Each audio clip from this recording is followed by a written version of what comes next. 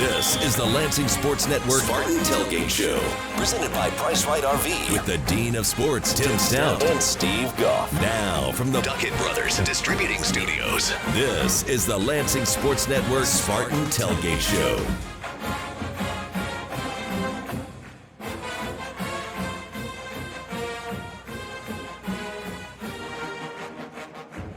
Coming to you from Munn Field on the campus of Michigan State University, this is the Lansing Sports Network Spartan Tailgate Show, brought to you by Price Right RV on Classic Rock 94.9 MMQ, 1240 WJIM, Lansing's Big Talker, and 730 AM The Game. Let Price Right RV show you how to experience all Michigan has to offer in a new RV. Time to get out and enjoy the outdoors. You got weather like this? Go enjoy it. Visit Price Right RV in DeWitt on Old 27 and PriceRightRV.com. Don't plan your vacation, own your vacation with a new RV from Price Right. See Doug and his team, and you tell them we sent you. I'm your host, Steve Goff, from the Lansing Sports Network, joined by the longest tenured sports broadcaster in the state, Tim Staudt. You can catch him on Staudt on Sports weekdays from 10 to 1. Also, Owen Oszust is here from WILX. We appreciate him joining us. Engineer Tim's with us on site, and the man holding it all together behind the glass, Brock Palmbush. We're here till 2, ahead of the 3:30 p.m. kickoff in our mobile studios, powered by Duckett Brothers Distributing.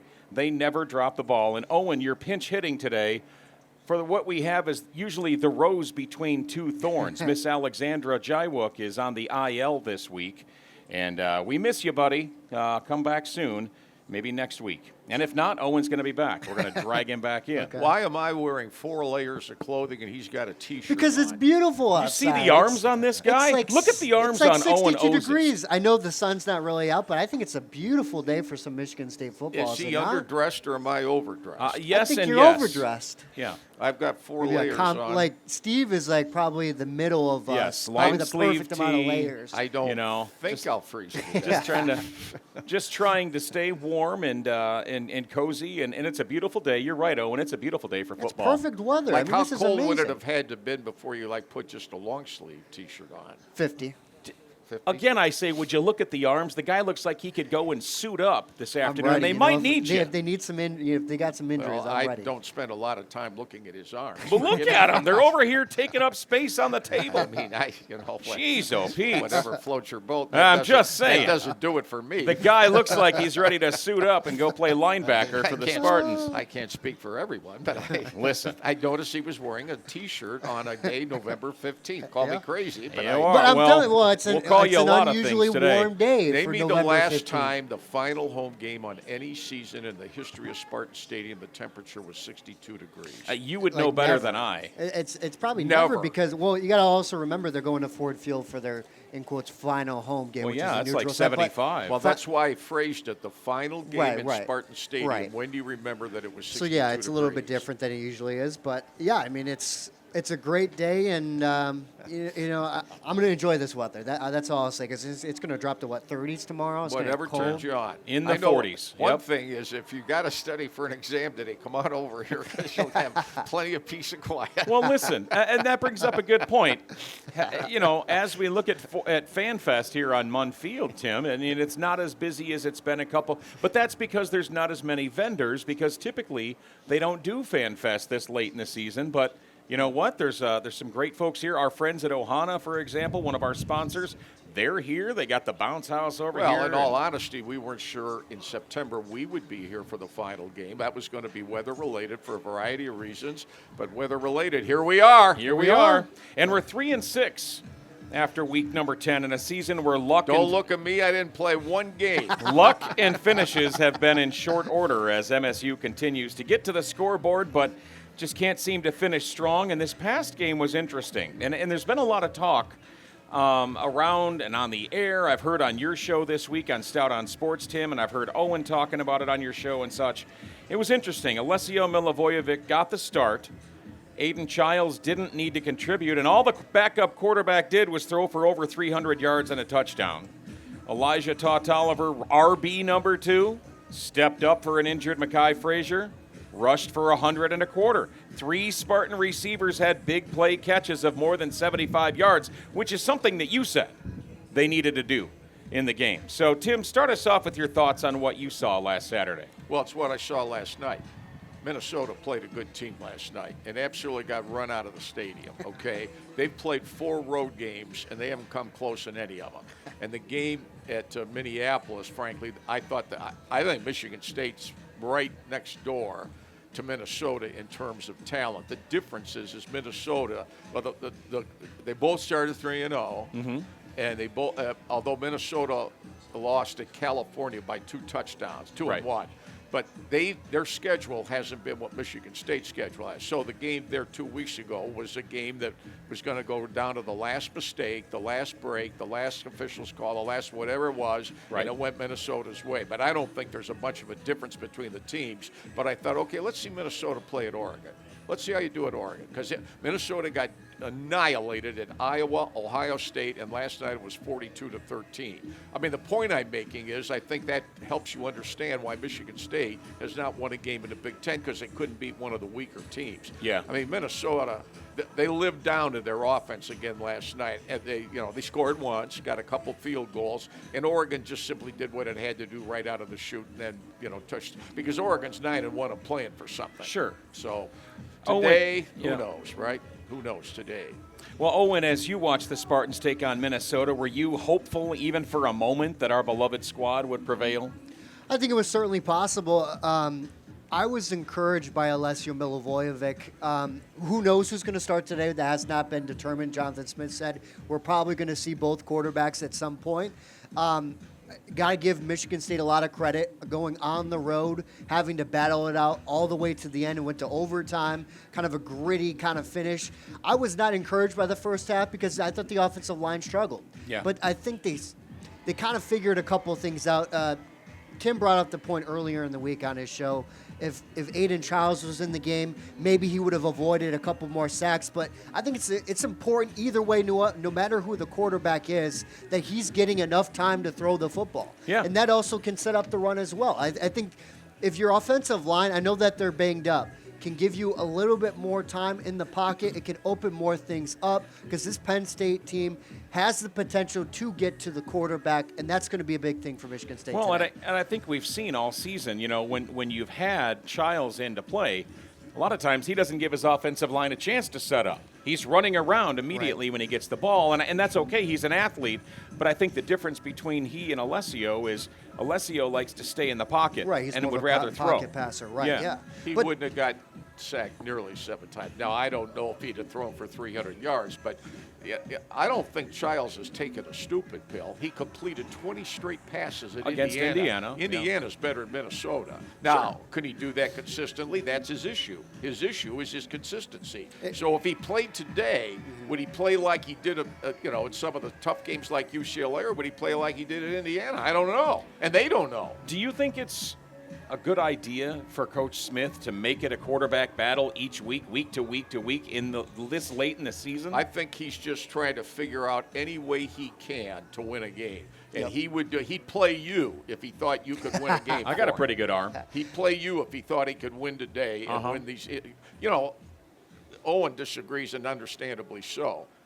They could still go to a bowl game. They could. No, I'm not disagreeing. It's certainly possible. I mean, theoretically. In theory, mathematically. Do I think that's going to happen? Not on your life. I don't think that's going to happen. But that's Penn State could still go to a bowl game. Well, that's the thing. They have the same record. Well, here we go. This is why a big reason why CBS chose this game and why it could be a bigger game than most people anticipate is because I think going into the season, no matter what you might have thought, I think Michigan State's goal was to make a bowl game. Yeah. Their goal still sits in front of them. Mm-hmm. It might seem like a lofty goal at this point, but it certainly is still very much a possibility. Yeah. It's a Penn State team that has struggled. They've dropped a lot of games. They've lost their head coach. They have an interim head coach right now. This is a golden opportunity for Michigan State to try to turn it around. It's going to be really tough, even if they win this week, to go to Iowa and win there. But Maryland's definitely a winnable game as well. So I think it's definitely a possibility.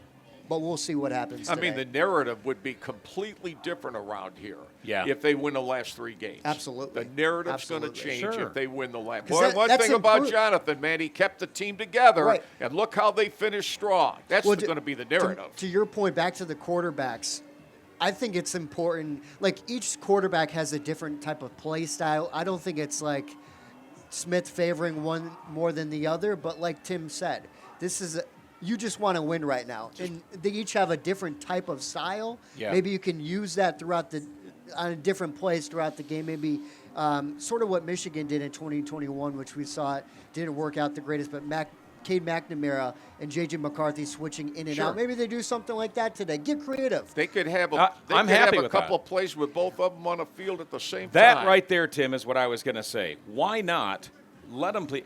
Put if you've got an athlete like Aiden Childs, who to me, and I've discussed this with some friends of ours at the Spartan Media Network, and they seem to have the similar thought. He may not be a true quarterback, Aiden Childs, but he's a heck of an athlete. I'll tell you, if you're he's looking a heck of an athlete. If you're looking for a positive. Yeah. He is as good as anybody I've seen in the Big Ten this year from escaping the pocket. Sure. I've never seen anybody who looks like five guys are ready to pounce on him. Mm-hmm. There's no way they're going to miss. This is a sack, and sometimes they get him. Yep. But more often than not, he escapes, and it's a 19-yard run, and he doesn't get hit because he steps out of bounds. Yeah, the biggest thing when he does that is securing the football. We saw that on the first drive against Michigan when he fumbled in what kind of felt like a costly situation. They were still able to stay in it at halftime and everything. But taking care of the football is probably the biggest thing. If Aiden Childs is going to start and play a big part in this game, is taking care of the football. Well, our Spartan stat of the game is brought to you by Shupan Recycling, and it deals with the MSU offense. 467 with Alessio Milivojevic under center. And without trying to cause controversy, I am and have been all season long more confident with Alessio running point for the Spartan offense this season. He's poised in the pocket. He's got a decent arm, and he's accurate and crisp with his passes. And again, the backfield also performed well. Elijah Toliver was penciled in as RB1 at the beginning of the season. Everybody thought he's coming in, transferring in. They thought he was the number one. But you know what? As time has gone on, it's proven that Mekhi Frazier has risen to the top as RB1. But Toliver has a great game as RB1, especially considering that, he came in here hoping to be RB1 from the beginning. He had 127 yards, looked strong in the game. So why then, Tim, do you feel that Smith should stick with Childs as his starter? I'm not saying he should. I haven't been to practice. I haven't been in the meetings. I haven't gone behind the scenes. I only know what I've seen. And either way, it's a risk. The problem I see today is people are going to think that, oh, man, these two teams are awful. They're both wimp. Weird as it sounds, Penn State is the best winless Big Ten team I have ever seen play. Right. They've played all good teams. They nearly beat Iowa on the road. They could have well beat Indiana last week, but for the last moments, they held Ohio State for a half in Columbus. And don't forget Oregon, too. Oregon. They played Oregon to overtime. Gave them all they could handle. They're a little misleading. It's not like they're getting beat and blown out by bad teams. Now, look, the Northwestern game was they lost by a point there, and what started this whole thing was somehow, some way, when they were riding high, they got beat at UCLA when everybody thought UCLA's never going to win a game. So have they had two clunkers? Yeah, they have. But those were 5-point, 1-point games too. It's interesting. You got to remember. I think the biggest thing is Penn State, and obviously James Franklin is no longer with them.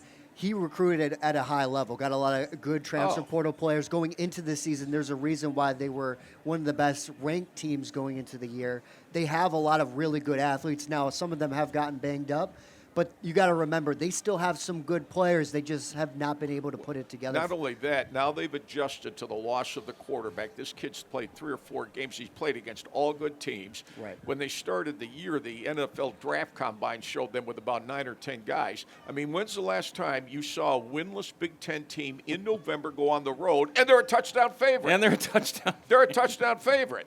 But it's a bizarre year in a lot of ways, right? In a lot of ways. And they certainly are a bizarre story.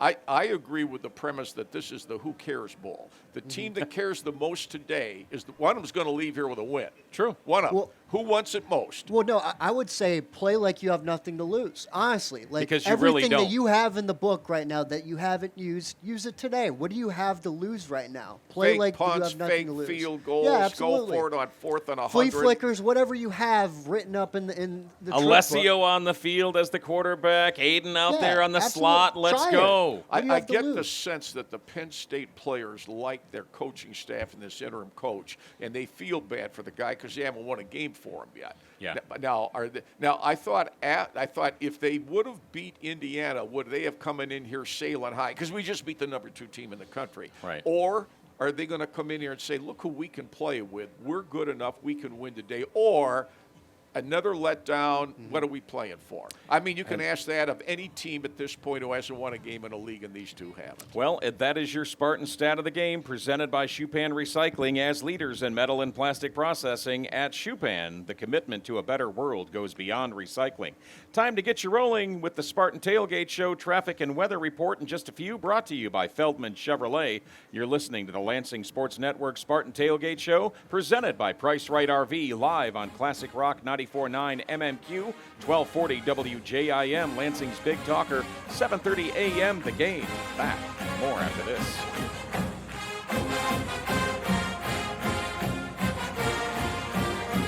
Back now, it's the Lansing Sports Network Spartan Tailgate Show, presented by Price Right RV, powered by Duckett Brothers Distributing. Here's Tim Staudt, Steve Goff, and Alexandra Jai-Wook. Welcome back to the Lansing Sports Network Spartan Tailgate Show, presented by Price Right RV. I'm Steve Goff, along with the Dean of Sports, Tim Staudt. Owen Oszust in for Alexandra Jai-Wook, who's on the IL this week, and we're on the air till 2 from the warm and friendly Lansing Sports Network mobile studios, powered by Duckett Brothers Distributing. All right, I realize we're in the midst of a 6-game slide, my friends. But again, week to week, I like to say the coach in me wants to talk about the positives. The negatives are out there in the press, in the stands. What positives can we take away from the Minnesota game, Owen? What gives you hope? Like I said, I think it's all about the fight. I saw a good amount of fight from Michigan State. I thought there was a little bit improvement. I think the defense, honestly, recently, ever since Joe Rossi made that move down from the booth down to the field for that Michigan game, we've seen a good amount of improvement from the defense. Sure. I think him getting guys fired up on the sidelines has made a big improvement on that defense. Having your coach and the guy that you have to listen to right in front of your face, I think is a little bit more different than hearing them on a headset or a phone or whatever like that. However, is the best way to communicate with them. He's a motivator. He's a really good guy of getting these guys, even when you make a mistake, hey, pick up your head. He's a big encourager. He's also in the refs' ears about a few calls as well. And I think that does make a difference. Sure. So I think the defense has been encouraging, and also Michigan State still showing some fight. I think the bye week, having just been last week, is big as well. Get some guys healed up, and we have yet to see if Mekhi Frazier is available, but if they could get him back, that would be big as well. 2 weeks, pretty much from pillar to pillar there. You think that's enough to get this team healthy? Possibly. I think it's more of those dinged up injuries, but also like every time that you sit out for a few days, it can really rest and recover your body. It's a long, long football season. I mean, this thing has been going since August when they started fall camp and everything. You get injuries along the way. I know guys have been dinged up.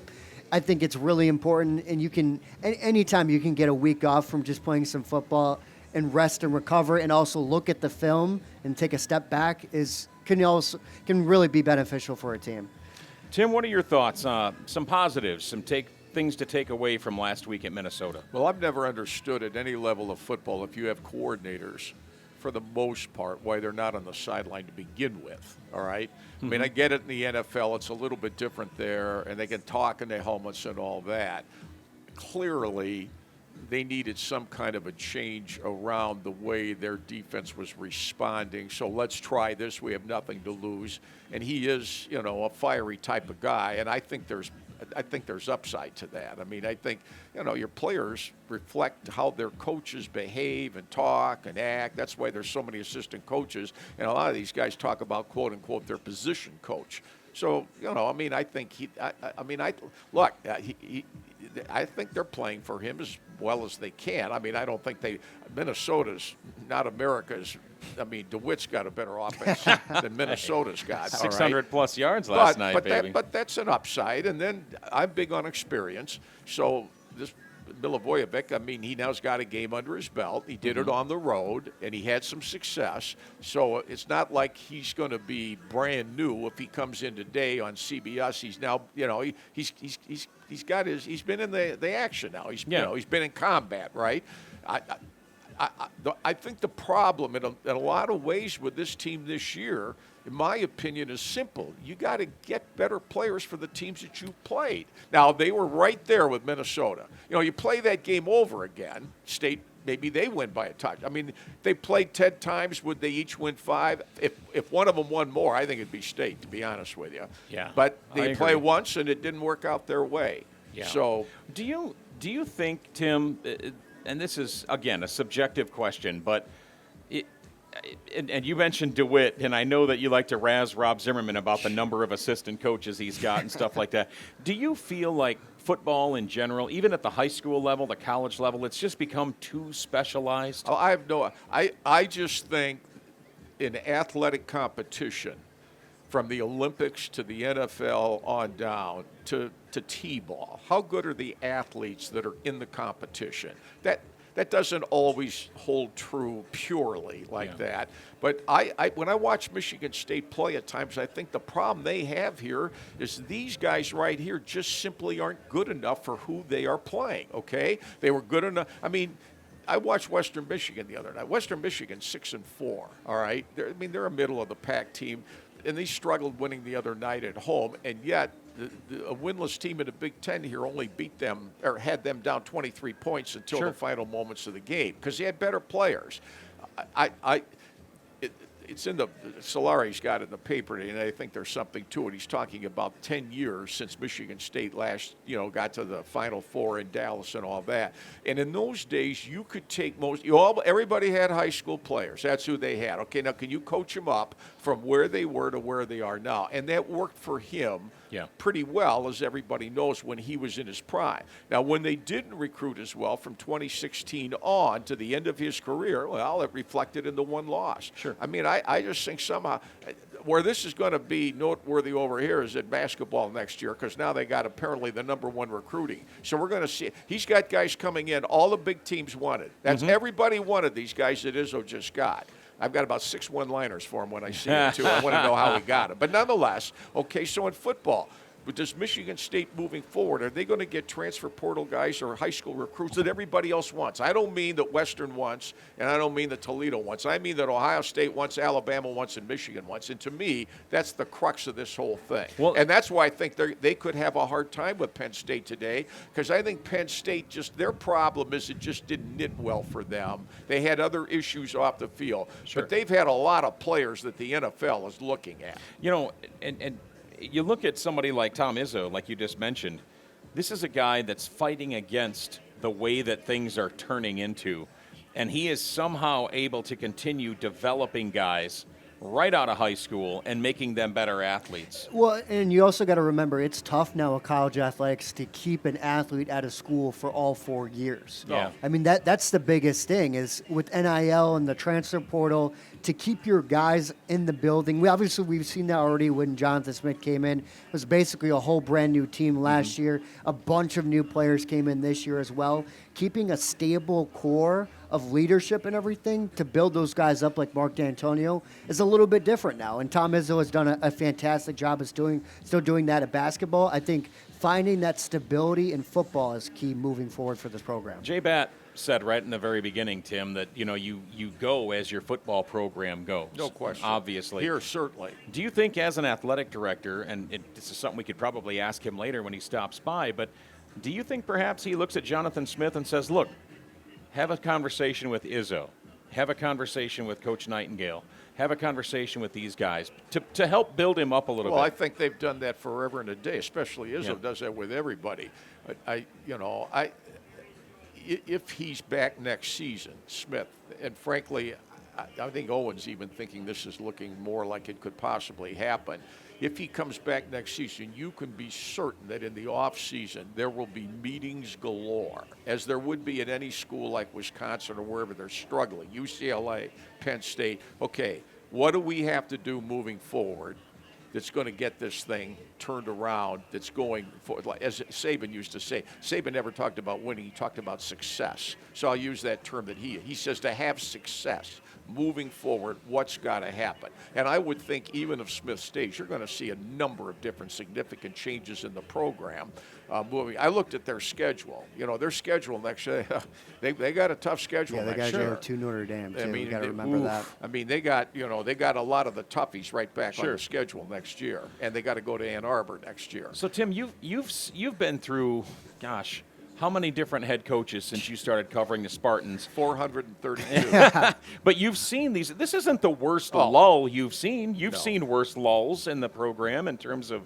wins and struggles and such. Well, he's not the only coach who's been here who's been on the hot seat. Correct. I mean, to be honest with you, D'Antonio at the end was considered by some to be on the hot seat. When ESPN listed 15 coaches that are on the hot seat at the end of the year, D'Antonio's name wound its way in there, fair or unfair, because at the end for him, they were just average. What were they, 7-6 and played in the Yankee Stadium Pinstripe Bowl, and that's they won it. Yeah, yes, they did. And that was where that came to an end. And they'd had a Red Box Bowl, and then they had a 3-9 season. I mean, so why does it seem so much more intense now? Have things changed? Has the landscape changed that much since the end of D'Antonio's era? Absolutely. Into now, I think it has. So. I think so, because we've seen how much now with. I think it was probably the TV networks and all that sort of revenue coming in and the revenue share and the realignment with all the conferences. A lot of it has changed since Mark D'Antonio left. I think more has changed in the past decade of college football than the past before that 50-plus years. Yeah. But that's just what it is right now. NIL and the transfer portal, it has stuff to do with the government, the TV networks, everything. A lot has changed in a short amount of time, but that has also built pressure to win at every single program around the country, because you've seen how much of a revenue stream that football can produce when you're winning, and when it's not, there's a missed opportunity for a lot of programs. And here at Michigan State, they want to build that. They want to bring in that revenue stream. They want a lot of fans at every single home game. So, I think it has changed recently. Not only that, this frustration isn't off this year alone. This would be the fourth straight losing season. Down the road, it's a different story. There's a lot, like Owen said, there's a lot of factors that have built into where this thing is. And I think that's somewhat reflected in what you're seeing here today of, let's just say, not quite as many people here. Well, again, I think part of it's just we're deep into November. Let's be honest. Meyer Fan Fest is happening here on Munfield. We are live here with the Lansing Sports Network Spartan Tailgate Show, presented by Price Right RV. Steve Goff, Owen Oszust, and the legend himself, Tim Staudt. Now, Tim, and then somebody else from WILX. Hey, should we ask her what her thoughts are on today's game? Sure, you can ask Come on her. over. I'd rather ask her thoughts on other subjects. Hey, have a seat. We'll bring her over here. I'm not used to seeing her when she's not doing a live shot somewhere, covering something. Tim, you want to introduce your colleague here? Yeah, Aisley Herschel. Hi. And I got to be careful what I say because, smart aleck Tim here and all that. Yeah, be careful. This is a different Tim Staudt. Of all the young people we have at the station, she by far has the best future. Wow. Remember that he said that, Owen. you. Yeah, that's a shot to my Now, heart. the whole thing is who does she spend her time around moving forward that could kind of cramp her style a little bit? And that I think don't he's know telling you anyway. to choose your friends wisely. Sounds like it, yeah. Yeah. Well, hey, welcome. It's good to have you Do here. you go Are to the you game? here to check out the game? This year, this season? Have you I've gone to like one. Have you? Yeah. Do you like sports? I like hockey. Do you? I'm not really much of a big sports person on the other teams. But you like the hockey Well, then program? I do, two of you yeah. have something in Nightingale? common. Yeah, I'm originally from Chicago, so I'm a big Blackhawks fan. Nice. Well, Yeah. we won't hold that against you. So Chris Chelios is one of your guys growing up, I'm sure. Well, me and my brother used to be big fans of like Patrick Kane, Jonathan Taves. I'm a big fan of Brandon Saad. I don't know if you know who that Yeah, is. He's a absolutely. smaller player, But so yeah. where you were from, why did you decide to go to Michigan State? Well, I originally wanted to be an education major, and MSU has a really good education program, and then I sort of decided to switch majors in the middle of my MSU career. And you ended up in TV. Yes, I working did. alongside of this guy and Yeah. this guy. Yep. At least you got Ben Shockley in there to kind of cushion break the it blow. up. Yeah. But like, did you have friends or family who went to Michigan State? Had you Nope. visited here before? I never had visited because of COVID, but my grandpa was a Michigan fan. He went to Michigan, and so did my aunt. So there was kind of some tension there. So she did it out of spite. She went to Michigan State out of spite. Did you enjoy it? Yes, I did. I loved it. Yeah. Well, Isley, we appreciate you stopping by. I didn't mean to put you on the spot, No, but I'm it's like, okay. hey, a celebrity in I our wanted to come midst, say come hi. on by. Yes, I love Make it. a trade here? Yeah. Wait a minute. Alexandra's on the IL. Are you saying she should replace Alexandra or Owen? Well, you know. Oh boy, we got Tim all my Staudt. trouble sports right here in knowledge. River Are you City. going to the game today? No. I'm She's just swinging by I'm Munfield. going for Running just a away. quick Wait, walk. there's a hockey game. Did you live can in the still dorms make here? it. Yeah, I did. Which I dorm was were in you in? Abbott. Were you? In North, yeah. Wow. I was in Brody, not too far from I was right in around the corner. McDonald. Oh, okay. It looks McDonald? like- I was in McDonald. That's how It's like old right in the that middle. dorm is? Well, Well, I got a million. I was there 2 years. And then- we don't have time left in the segment to Dang hear it. about your debauchery I at like Michigan the State. We're games on because the I way liked back. the food because there was all the food you could eat. Definitely, yeah. We didn't have the problems of locking the doors and everything. Our doors were never locked. There was no security. There were no problems. You could park anywhere you wanted. Now today, you know, I mean, it's a lot Nothing easy different. about this show, but this is the Lansing Sports Network Spartan Tailgate Show, and our Coors Light making it look easy play of the game is a combination certainly providing some hope against Minnesota early, courtesy of Alessio Milivojevic and Rodney Bullard. Alessio Milivojevic steps to his right, wants to throw on the run, throws downfield. It's caught at midfield. Turning the Jets to head upfield. Is Rodney Bullard. Rodney Bullard with a lot of speed, and Rodney Bullard is down to the 10 into the end zone. Touchdown MSU. Just like that, the Spartans get a 71-yard score. Milivojevic to Rodney Bullard. And look out, Minnesota, the Spartans showing their speed. Bullard's touchdown catch was one of 3 long passes completed by Milivojevic, and Nick Marsh had another. So did Amari Kelly. Tim, you said quickly now you thought it'd be a great strategy to open up that playbook real wide and go deep with the passing attack. And with those weapons, why wouldn't you, right? Today especially. Although I think Penn State's strength is clearly its defense. Its defense is very good, for the most part, in most of these games. I mean, Indiana didn't go up and down the field. That would have been, except for the final drive, Fernando Mendoza of Indiana, who could well win the Heisman. That was one of his toughest games by far this year. That is the Coors Light making it look easy play of the game. Coors Light presents to chill or not to chill. Choose chill. Choose Coors Light for the party. Boy, that section here went a little bit long, so we're going to wrap it up and head to a break as the Spartan Tailgate Show rolls along. He's the Dean. He's Owen. She's Isley. Thank you, Isley. I'm Steve, and this is the Lansing Sports Network Spartan Tailgate Show, powered by Price Right RV, live from our studios, our mobile studios, powered by Duckett Brothers Distributing. Back with more next.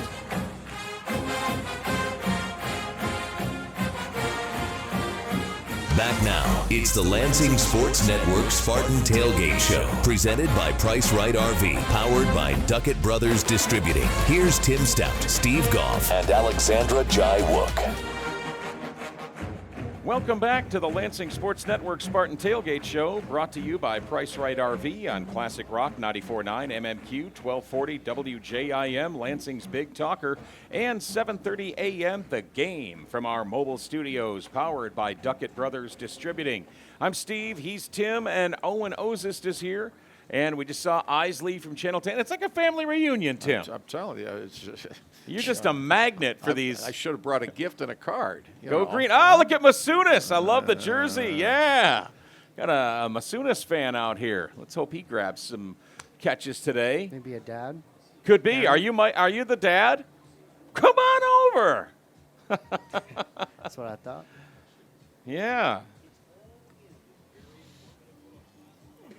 So all kinds of folks stop by when we're here at Munn Field for the Meyer Fan Fest, and you never know who you're going to run into. We've got Mike Masunis' father has decided to join. Now I saw the jersey; it's pretty sharp. Thank the you, 81, thank yeah. you. Step up to this mic. So what's your name? My name is Mike Masunis, and my son is Michael Masunis. Oh, there you go. So Old Mike, young Mike, or whatever they say when you're at the reunions and stuff. You know, it really makes it easy. I couldn't spell very well, so I couldn't spell Michael, so I went to Mike, and we said, Michael, go right ahead. It's all yours. I love it. So what's your thoughts about this season so far? You know, it's definitely been a tale of two tides that have been happening, and we're going to see. You know, we could get the offensive line, get some good blocking going. Hopefully we don't have 7 sacks on our quarterback. That would be helpful. That's very tough. He did awesome, even though he did have 7 sacks, had still over 200 yards of passing. So if we can get a little bit more blocking going and get a little running game going, I think everything's going to be really well. Where'd Michael go to school? Where are you guys from? We're from Phoenix, Arizona. He went to Hamilton High School. Wow.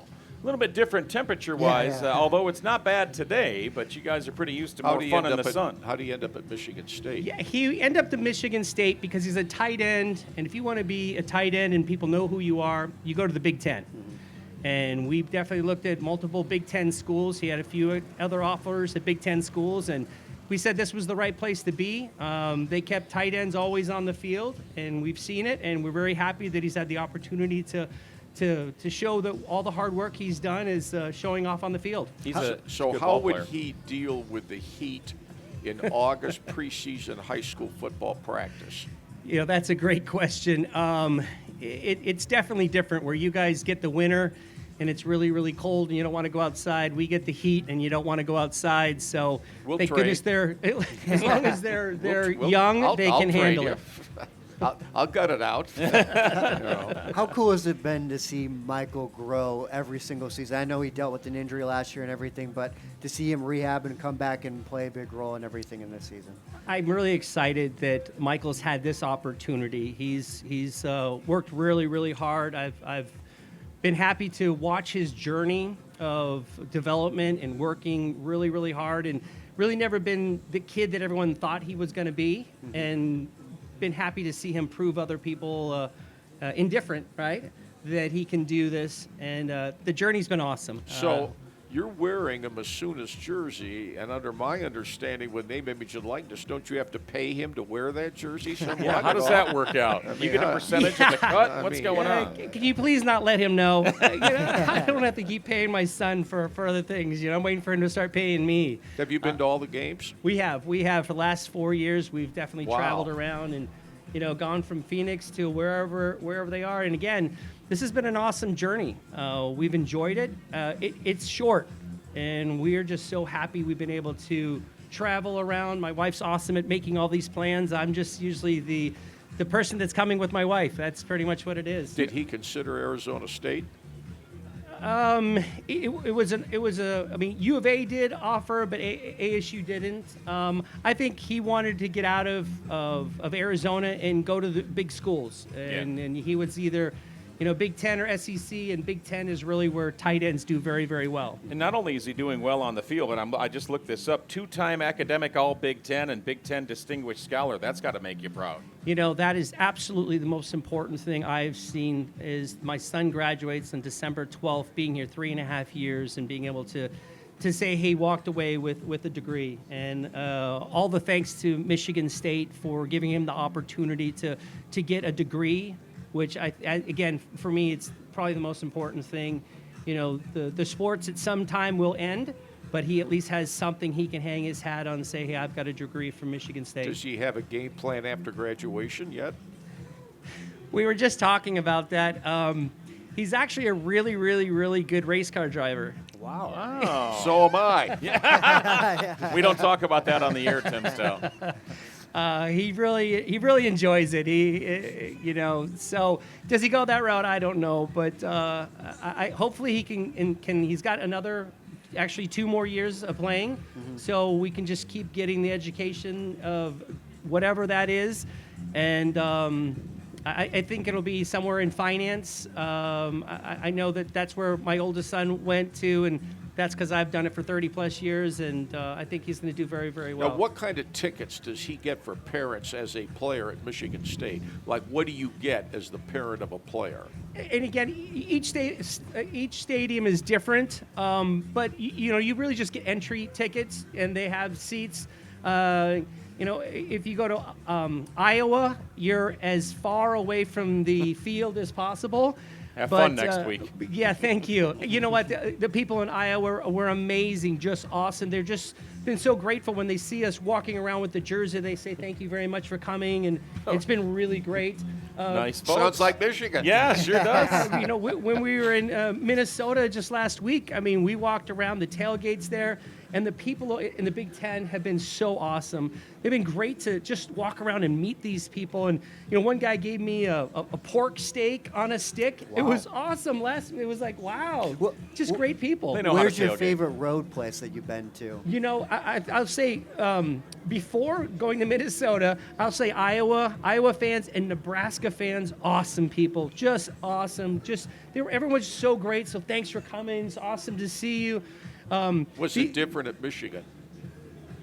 We haven't been to. We didn't go to the Michigan game or when we played at Michigan, so I don't have a good word. You're not to missing say. anything. Maybe next year? Probably not. They're nicer than Minnesota. Yeah, I don't know Ask about anybody. that. I don't know about that. Hey, Mike Masunas, thank you for stopping by, Yeah. and good Thank luck to you. Michael today. I appreciate it. We'll be Thank cheering you. for him Good to see extra you. hard now. Thanks for Thank stopping you. by. We appreciate you. Bye, guys. You All never right. know who's going to come by Yeah. and say hi when you're doing the tailgate I show love on it. location. I love this. If we This were is- in a studio, we would have been stuck with Brock. Now we got a player's dad come by. It's always an upgrade. He's a Sorry, nice Brock. guy, right? All right, listen, today marks the 39th meeting between Michigan State and Penn State, a series that began in 1914 with a 6-3 MSU victory. Penn State holds an edge in the series, 19-18-1, and they won the last game 42-0 back in 2023. Ouch. MSU's last victory in the series came in 2021, a 30-27 victory with Kenneth Walker III, the Spartan dog himself, running for 146 and a touchdown. Peyton Thorne was good for a rushing touchdown and 2 passing.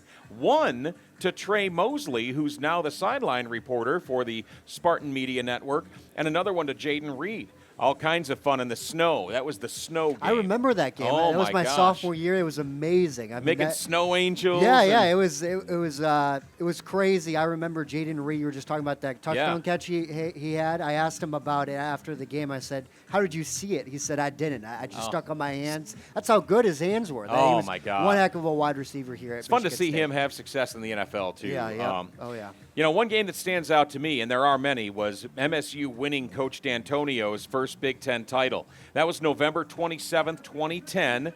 In Happy Valley, Edwin Baker, another guy. God, he was fun to watch. 118 yards rushing. My guy, Kirk Cousins, with 152 yards in the air and 2 touchdowns. And Greg Jones, many tackles on that game en route to an All-Big Ten season. And they helped Coach D'Antonio get his first Big Ten title. Tim, what are some of your favorite memories of the Spartans and Nittany Lions over the years? Well, they've had a lot of noteworthy games. Some of them have been down there, and some of them have been. I remember when Marilee Dean Baker was the athletic director here, and she was on the field after a monstrous. They changed coaches, and they had an interim coach here after Bobby Williams was let go, and that was a brutal loss down there. And then you remember the game here a few years back when rain interrupted play for 2.5 hours. Yes. And it was a game Penn State was favored. And Michigan State won the game that day, came back and won the game that day. Every time, the thing George put together, he wanted to fight the domination of interest in the Michigan-Ohio State game at the end of the year. And he talked Joe Paterno, his good buddy, who was the coach at the time, into playing at the end of the year and calling it the land-grant trophy because Penn State, like Michigan State's a land-grant school. And they did it.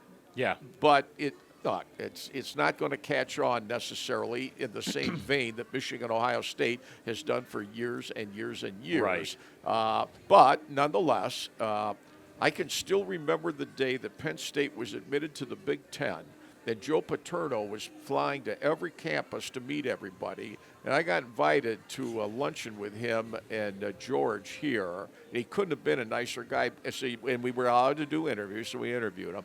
What shocked me was 4 days later in the mail, I got a handwritten thank you note for being nice to him from Joe Paterno. People don't it do that wasn't anymore. typed, and it wasn't. He wrote it out. It wasn't long. It was 3 paragraphs. He probably sent them to everybody where they stopped. Yeah. But I thought, what a gesture. He was very, very polite and kind. He loved George. And they had some big games. Look, when Paterno, look at his record, right?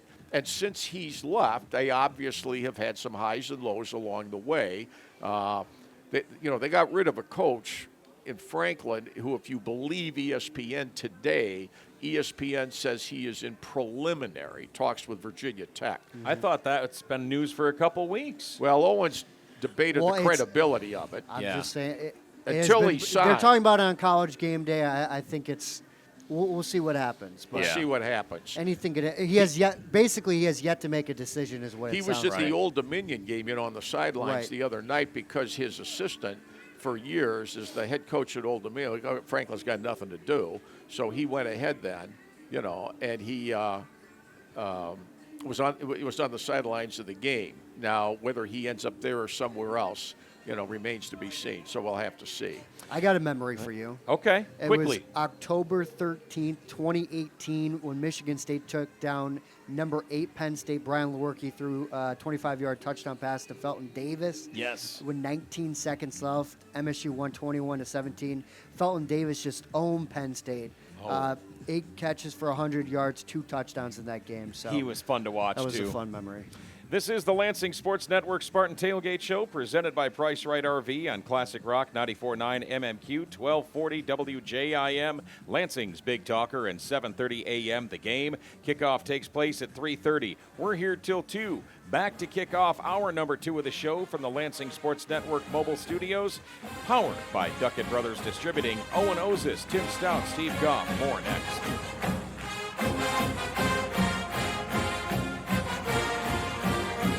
Back now, it's the Lansing Sports Network Spartan Tailgate Show, presented by Price Right RV, powered by Duckett Brothers Distributing. Here's Tim Staudt, Steve Goff, and Alexandra Jai Wook. Welcome back to the Lansing Sports Network Spartan Tailgate Show, powered by Price Right RV here on the Lansing Sports Network. Classic Rock 94.9 MMQ, 1240 WJIM, Lansing's Big Talker, 7:30 a.m. The Game. I'm Steve Goff along with Tim Staudt, WILX's Owen Oszust, Brock Palmbush keeping us on the air back at the ranch, and engineer Tim rocking the mixing board here at our mobile studios, powered by Duckett Brothers Distributing. We've got a heck of a team, Owen. Have you noticed? Yep. The number of people that make this show happen all season long is immense, and we're so grateful. And we're grateful that you're listening to us today, getting ready for kickoff at 3:30 on the Spartan Media Network. Tim, let's break down the offensive and defensive keys to the game today, fueled by Ohana Asian American Sushi Restaurant and Bar. They're here, by the way, in a tent at Meyer Fan Fest, just down the road from us. We're going to go visit them in a little while. But let's start with the offensive keys, Tim. What things does Sparty need to do today? Well, I think part of that depends on who's the quarterback. Because if it's Milivojevic, if he's the quarterback, he's obviously not going to be running around the way Childs does. And if that's the last time he played, he got sacked 7 times, 6 1/2. So I would suggest the key is to somehow protect him enough. I mean, do we have volunteers to block? Okay, are there volunteers this week to block? I mean, that to me is the key. You can't have negative yardage the way they had it in a game like that and expect to score more points than what they scored. What was it, 17 in regulation 2 weeks ago? I mean, say what you want about his yardage and his completions and that, and they had 17 points against Minnesota.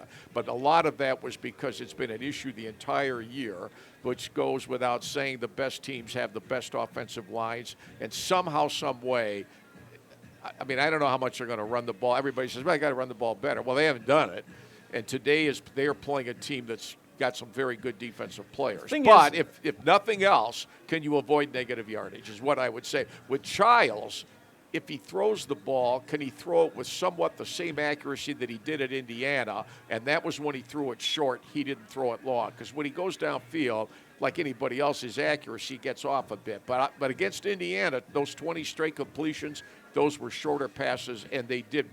For one thing, they kept Indiana's offense, if nothing else, off the field. The thing is you mentioned the offensive line. The offensive line did not lose the game against Minnesota. Even though they gave up 7 sacks, they tightened that up at halftime. They only gave up 1 after the half, I think. Well, they were trying to run the ball more as well. I mean, Yeah. they realized him standing back there, he fears for his life back there. But I don't remember a game where one quarterback in the Big Ten, let alone Michigan State, got 6 times in the first half.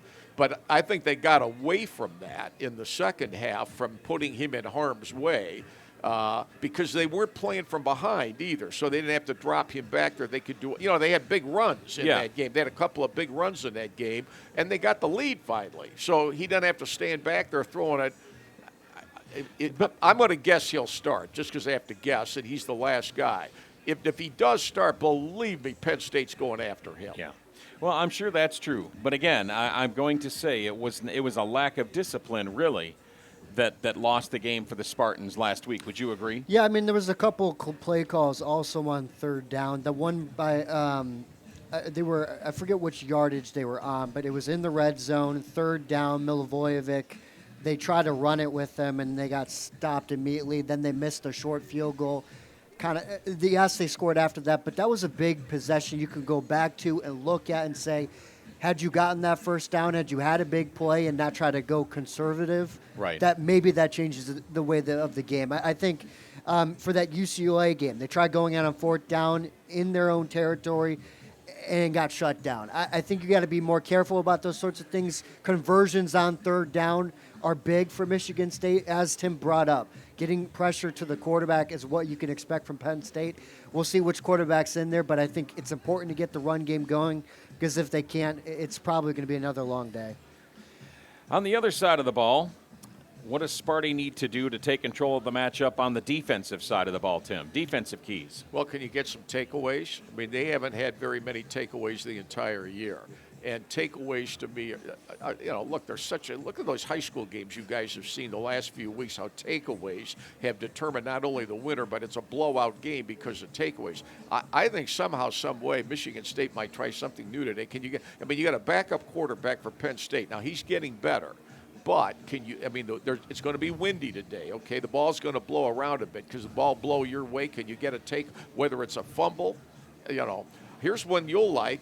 Can you get some bad calls to go your way by the officials? I'll tell you what, man. You're always complaining about the bad calls going one way. What if State gets a couple bad calls to go their way? I would like that. It would be about time and something that I think is overdue.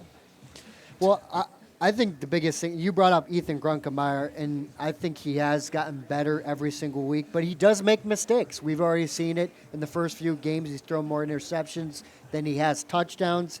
The biggest thing, though, going into the season, it felt like a couple of really good running backs of Penn State, Nick Singleton and Katron Allen, if they could get them going, that they could be a good team. They really haven't. They did a little bit better.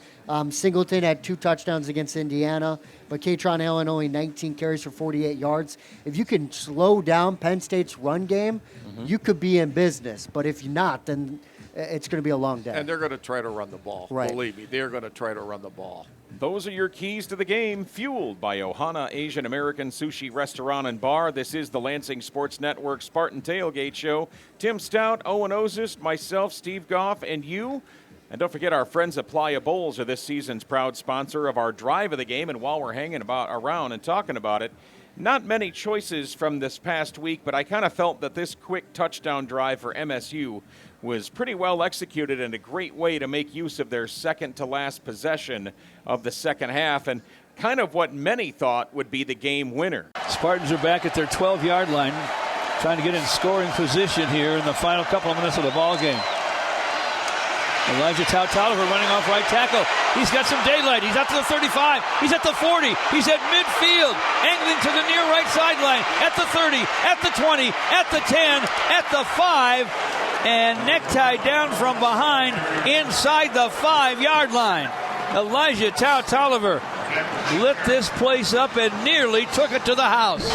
Again, Jay Coyne in front of Tullis in the backfield. 3 tight ends now. Hand off to Tullis. Standing up.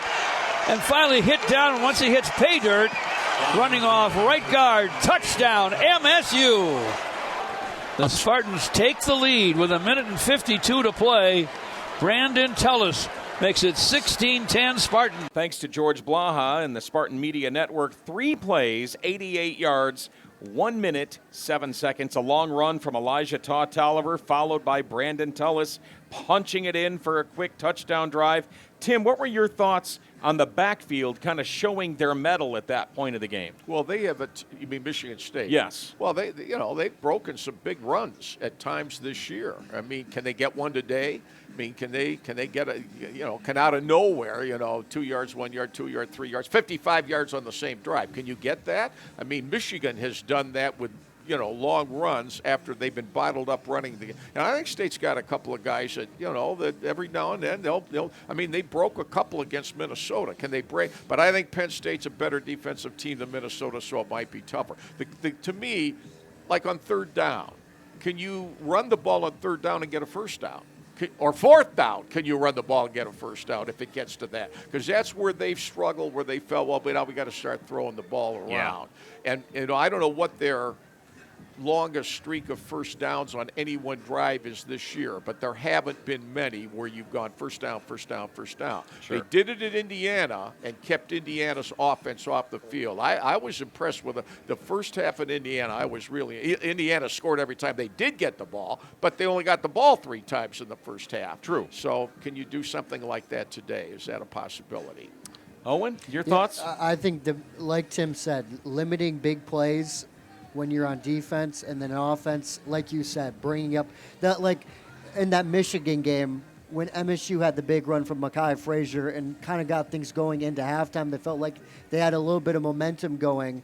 Can you have that a couple of times in that Penn State game? That could be critical. It just feels like when they give up those big plays on defense, they kind of let it spiral out of control. Can you limit those even if you do give up a big play? Yeah, and we're going to need some of those.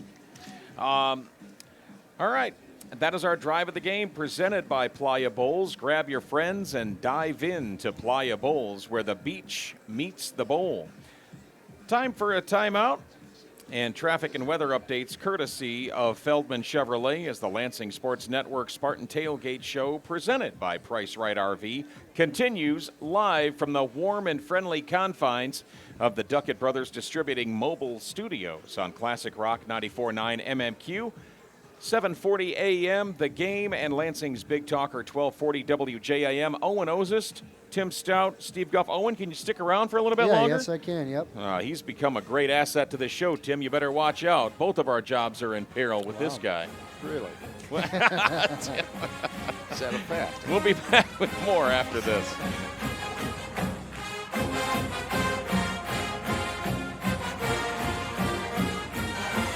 Back now, it's the Lansing Sports Network Spartan Tailgate Show, presented by Price Right RV, powered by Duckett Brothers Distributing. Here's Tim Staudt, Steve Goff, and Alexandra Jai-Wook.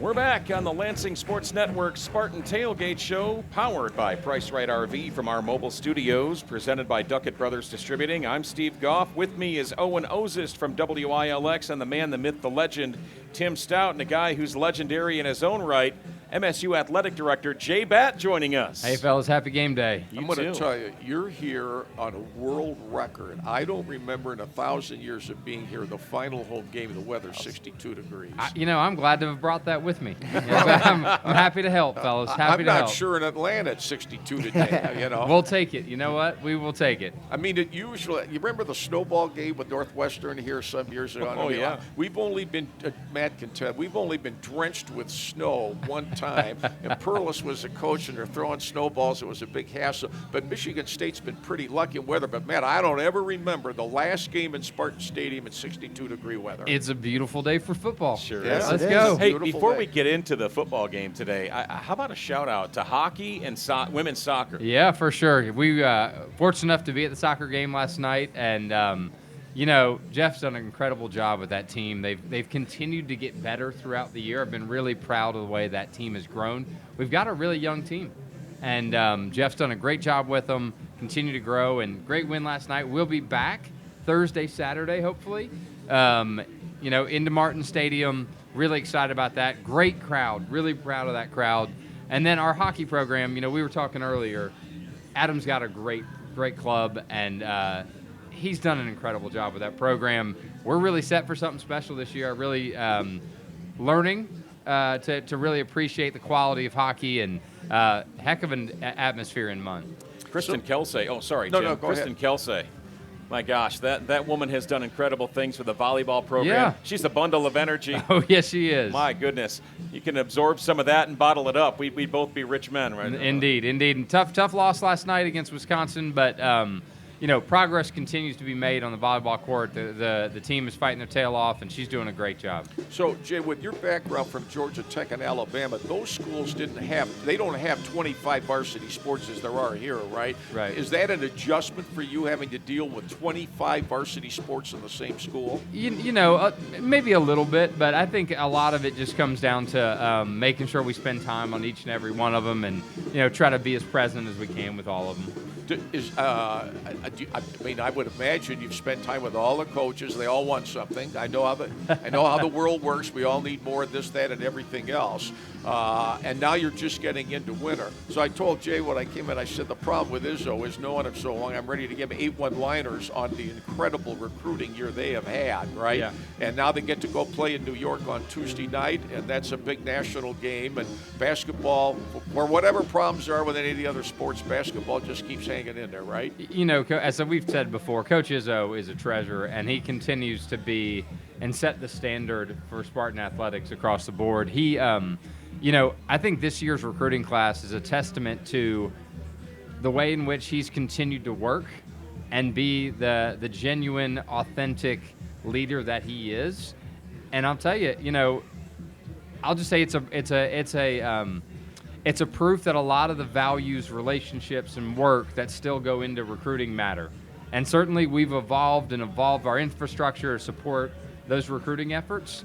But Coach Izzo being the person, the leader, the coach that he is, and the culture that he's built. I think we all see that from whether it's grind week or just at the games. What he has built, I think that brings a lot to it. You look at Ethan Taylor committing yesterday. His recruiting trip was the grind week, or rather the madness week. And that just experience, what that says about the passion of our fan base means a lot. And so it really, really, really excited for him. That's a full staff thing too, right? We had all of our assistant coaches and staff contribute to that, and really excited for him. Jay, have you seen anything like that around the country, what Izzo has built and the program and the respect around the country that he has? I've been fortunate to work with some really iconic coaches in my career, and I've certainly seen those guys and the way in which they've worked. But Coach Izzo's really built something unique here, and the way in which a lot of it goes to his dedication, his commitment to Michigan State for so many years.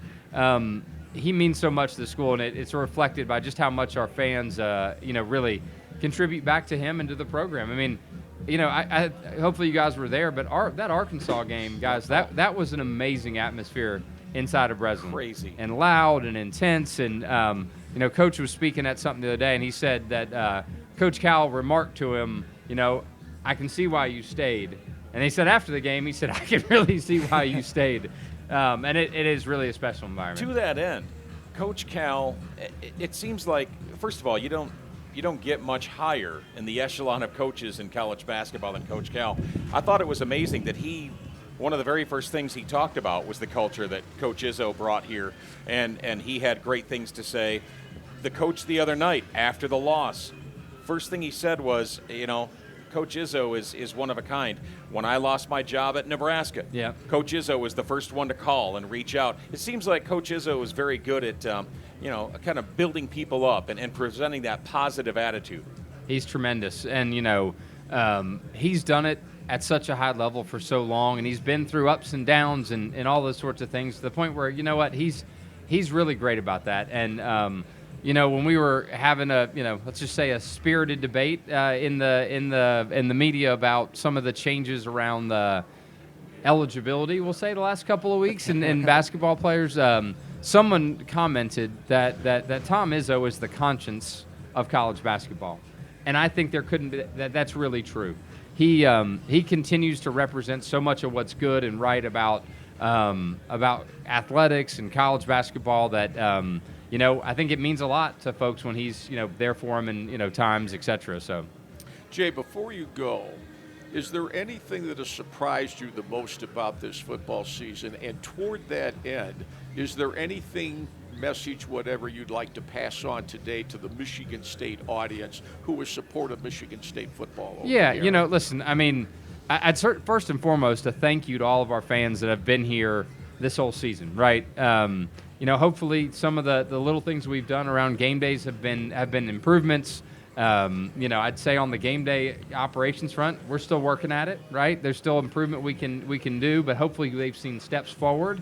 And listen, like the standard of winning that we have not necessarily had this year, I certainly recognize that. And, we're continuing to work. I can tell you that the guys, listen, you saw the Minnesota game, the team is fighting their tail off.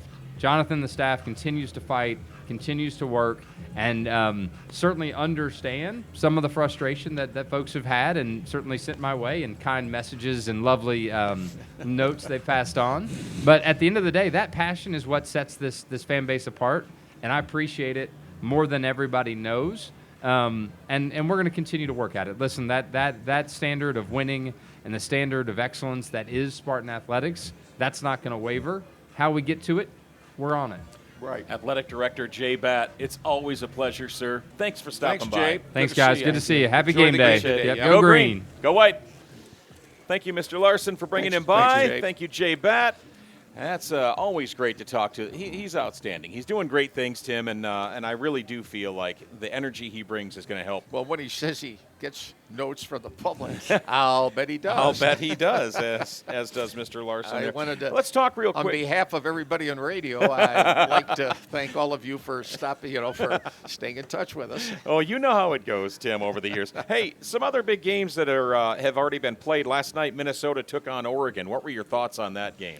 My thoughts were that there's Oregon and then there's Minnesota. Okay, moving on. There's Oregon. Okay, let's move on. Northwestern, one win away from being bowl eligible. They've got the team from Ann Arbor in town. How do you see that going for Northwestern? Well, it's too bad it's not a home game for Northwestern. Yeah. Because I like it the line I heard this fan week base, from yeah. Pat Fitzgerald. I hadn't heard this before. Pat Fitzgerald was telling one of the Big Ten football coaches, because they were asking about the new stadium, which Northwestern's getting into next year. It's beautiful, 40,000. And he said he liked Dyke Stadium, but the fact is that if you're the football coach at Northwestern up till now, you never got to play a home game. Because what he means is all those Northwestern home, I don't know how many I've been to, 1 million of them, and the visiting crowd, especially Ohio State, Michigan, Penn State, Wisconsin, Illinois, when they're in there, they have more fans than what Northwestern does. He said if you're the Northwestern football coach, you up till now, because next year they got a stadium which will help them in a great, great deal. I'd pick Michigan today. I don't know how. I mean, I think Michigan isn't the elite team any at all in the Big Ten, but Michigan is 7-2. Michigan still has aspirations in the postseason. It has absolutely no option. It's all coming off. It's like Michigan State. It's coming off a bye week. So is Michigan going to do anything different? I think one thing that really hurts Michigan's chances is one of the best running backs in the country they no longer have. And whether they get him back, that's problematic down the road. Notre Dame ranked number 9, taking on 22 Pittsburgh, led by former MSU coordinator Pat Narduzzi. Real quick, how do we see that one going? Well, he's got to score. That game started. It's already 14-0, but it's as he said, and Pat Narduzzi brought up a good point. His whole thing was to take the pressure off his guys. The ACC is such a mess right now. Mm-hmm. If Pitt wins out, they're going to put themselves in a situation to possibly win the conference. That's how much of a mess it has been. But I think Notre Dame is going to win big. Yeah. Alabama, ranked number 4, hosting number 11 Oklahoma today at 3:30. Real quick, Tim. It's a grinder. I'll take Alabama at home over Oklahoma. Oh, we got Texas A&M down early, 17-3 to South Carolina. Did you put the money on South Carolina? He did. I can tell by the look on his face. Well, all I'll say to that is it ain't over yet. Yep. Time for another break as the Lansing Sports Network Spartan Tailgate Show rolls along. He's Tim. I'm Steve. He's Owen. And this is the Lansing Sports Network Spartan Tailgate Show presented by Price Right RV in our mobile studios, powered by Duckett Brothers Distributing. Back with more next.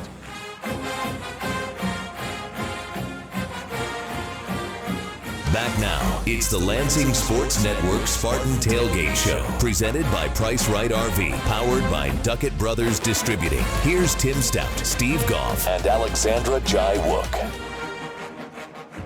Welcome back to the Lansing Sports Network Spartan Tailgate Show, presented by Price Right RV. I'm Steve Goff, along with Owen Oszust from WILX.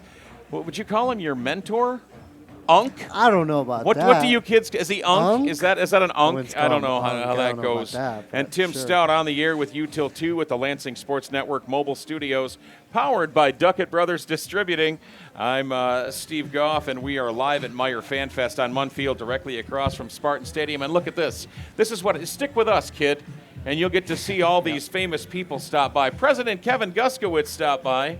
Actually, we should have said Amy Guskiewicz stopped by, and she brought the president with her. I wish I had a nickel for every selfie he's taken since he's come to Michigan State. He's a popular And fella. They My say, when are you goodness. going to We got to retire? get. I'm going to get the best one right after this interview here. That's If what I I'm had talking a nickel about. for every one of those selfies, I would retire and all that. He only took about 8 of them since he was over there to get over here. But good for you. And I bet a lot of them were been with students too, right? Absolutely. That's what I always say. It's all about the students. Everything we do, we're going to be strategic, bold, and student-focused. I always end with that. Now Is that you're- a natural part of your personality? Are you naturally an outgoing person? You can ask my wife. She's nodding. She's nodding her head. Yeah, I think that's why I'm late for everything.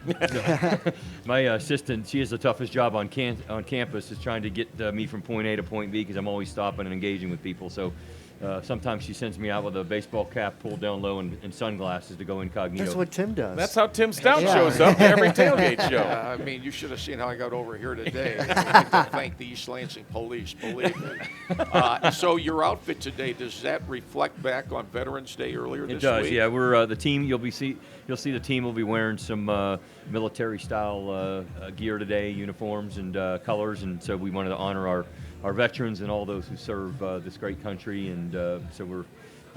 I know it may not be Spartan green, but it is today. It's green. I told Jay Batt, I said, you're here, it has to be, because Matt Larson confirmed it, this has to be the warmest last home regular season football game that I can ever remember, and I've been here 2,000 years.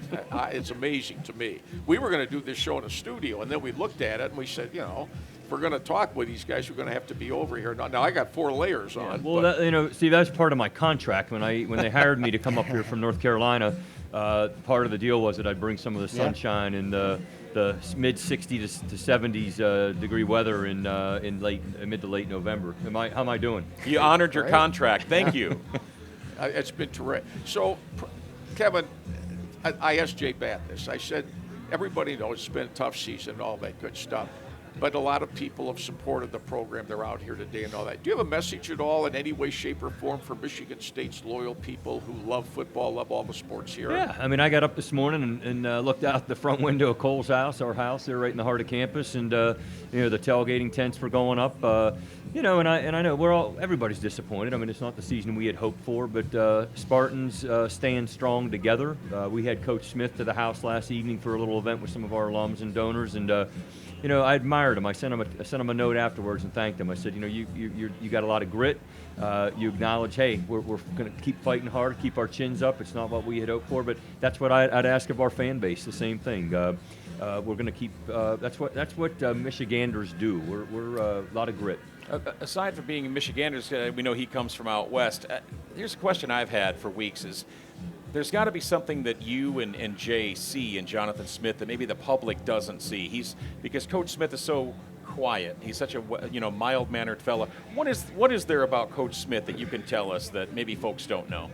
Well, when I first met him, and it wasn't like on the first or second sort of meeting, but after I went out to watch a few practices and had him by the house a few times, I mean, he's got his temperament is not too different from a guy that I think won about 114 games here, if I'm not mistaken, Coach D'Antonio, and I think there's some similarities there. Coach Izzo reminds us, and as he did last night again, that he didn't get off to the best of starts. No, he didn't. And so, I think we've got to be patient, and he's going to keep grinding, as I know, and so that's what we're asking for.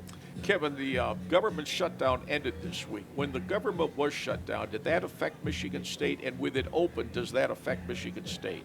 I think it only affected us in that state government, all over the country, state governments were naturally sort of just trying to decide what are we going to do. Like if it's going to, we have to keep subsidizing things the federal government would otherwise be funding. What are we going to not be able to fund? And obviously, a big part of our budget comes from state government, from state appropriation. And so we were watching that closely. I think we're fine. I think had this gone on another month or so, we would have. I think everybody would have been feeling it. Any more trips to D.C. coming up in your? I know, but we will. I was there about 3 weeks ago. I think maybe one of the last times I was with y'all, we talked about that trip up there. But I do think that I will be getting there first of the year, and it's just about telling our story. Higher ed is, it's the envy of every other nation. What we have in the U.S. in terms of the research productivity, the way we prepare the next generation of leaders, and it's why I'm concerned that every institution's seeing a drop off in international students because of some of the changes in D.C. And so we've got to continue to fight hard to be able to do the things we know we do really well. I'm on my way over to Carl's house from here with my wife. That's such a storied place. My high school friends and a roommate at Michigan State was John Hanna's son. He was a year older than I was. And when I look at all the incredible events that have been held there through the years and how it's been upgraded recently, I can see why many Michigan State people enjoy spending time at Carl's house. Yeah, it's a great house. It's the oldest structure on campus. No, it's very, very different. I think it's been renovated 7 or 8 times, but a part of the original foundation when the house was built in 1857 still exists underneath the house. It was newly renovated about 7 years ago, and I'm glad you're going to come over. I call it the university's home. While Amy and I live there, it is the university's home, and it's open to all, and we keep the lights on and the blinds open, and so that everybody knows they're welcome. Did you run this morning? I did run this morning. In fact, I ran by here. I was hoping you were setting up a little early. I was going to grab a cup of coffee. How early were you here? I mean, we were here real early. Well, we'll let you go because there's probably another 5,000 selfies for you between now and kickoff. I just wanted to say one other thing. As the host of this show, I really appreciate you stopping by. It's very kind of you to do that. It's really awesome that you make the time, not only for us but for everyone on this campus, and it's great. And it's not just sports that you're doing here at Michigan State. You've done a great job with the university as a whole, and we're glad to have you. It's not an 8 to 5 job, is it? It's not. But listen, the Lansing Sports Network is a part of this community. It helps us to build the culture, and I appreciate all you do to support us. So I'm always available, and as long as you'll have me on, I'll be here. We owe you favors. Thanks, Kevin. I Thanks so much. appreciate it. Great. Enjoy the day today. Thank you. There you go. Go White. So that's Michigan State's president, Kevin Guskiewicz. He's got his wife with us. I like the jerseys. Look great. Yeah, I like that too. I think those are good. Fantastic. I mean, there's enough green in there a little bit. I like it. So, and all that See good you, stuff. Amy. So there you go. See you, President. Oh, man, it's always great to have them Sun's stop out here by. today. Yeah. It's a friendly crowd here today. Life's good, right? Yeah, You know. it's the Lansing great. Sports Network Spartan Tailgate Show, having fun in the sun here on Munn Field and Meyer Fan Fest. And not to bring the mood down any, but Owen, I have asked you to kind of go back into the gray matter a little bit as we roll through our GL Wilson Heating and Cooling Spartan Injury Report. GL Wilson Heating and Cooling and Lennox, because comfort, like football, is best enjoyed when everything runs right. There are some injuries, and we've dealt with some injury issues this whole season. I think that's been part of the trials and tribulations. Well, yeah, and that's expected. I mean, it's a football season. It's a long year. Coming off the bye week, you can get some guys healed up, even if they were still playing through some bumps and bruises.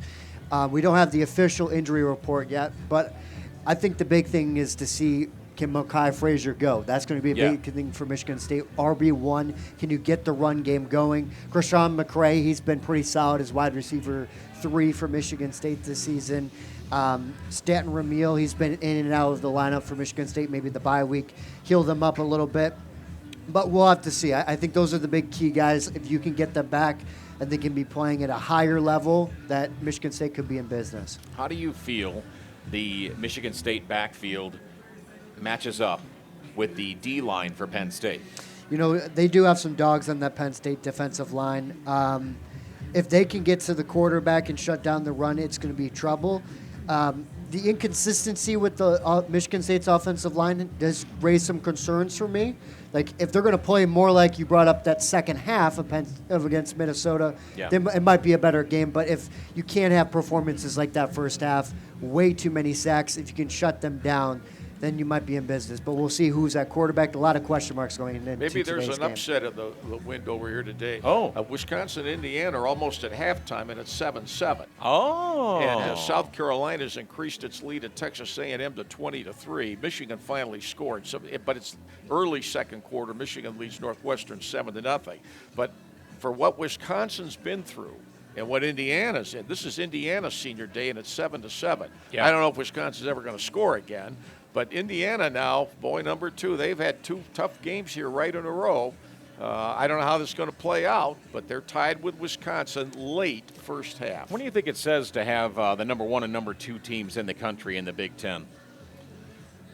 Well, I would have said I think Texas A&M's number 2 instead of Indiana, but they're behind 20-3. So I think, unless Wisconsin does something weird today, I would think that they're going to be 12-0 Indiana because they got Purdue next week. So, and Ohio State, I think Ohio State's going to handle Michigan myself. Does that send a message to the rest of the country, Owen? That the top 2 teams are in the Big Ten? Yeah, there's always talk about the SEC. Okay, so yes, I'm a little bit unbiased because I've been down there and experienced those tailgates, and they got an amazing atmosphere at LSU and Alabama, places like that.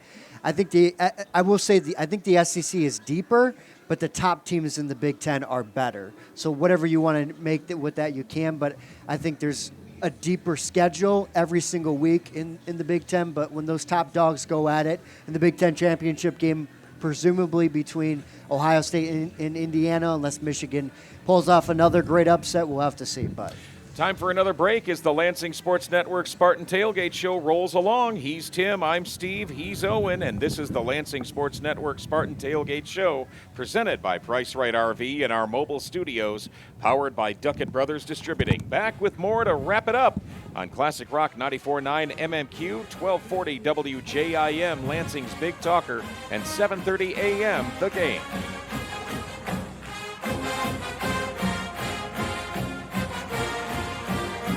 Back now, it's the Lansing Sports Network Spartan Tailgate Show, presented by Price Right RV, powered by Duckett Brothers Distributing. Here's Tim Staudt, Steve Goff, and Alexandra Jai-Wook. All right, back on the Spartan Tailgate Show presented by Price Right RV. That's it. We're going to make this one short and sweet. Penn State in our sights, MSU in desperate need of a win, the first step in regaining the confidence in Spartan Nation, especially in light of the recent news we've had this week. We've had great interviews with Jay Batt and President Guskiewicz. MSU a slight underdog today, Tim. Final thoughts.